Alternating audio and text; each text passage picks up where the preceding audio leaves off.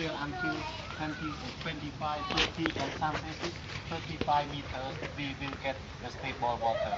Even though it is dry season or wet season, but we still get the water. Okay, and you know this one, you see a few families around here, we use this one. Okay, you see by our eyes it's clear, but in fact it is not clear. We have to put it in the filter first before drinking, or we have to boil it before drinking.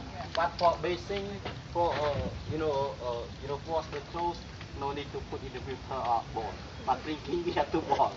Okay, so okay, you want to take? Want to take a bath? No. Now it is hot. It is hot, so you can take a bath. Okay, any questions? Do they have to boil it when they cook?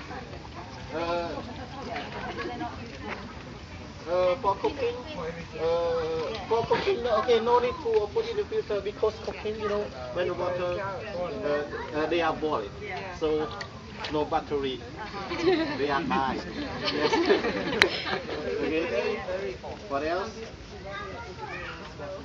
That's all? Okay, if no question, keep moving.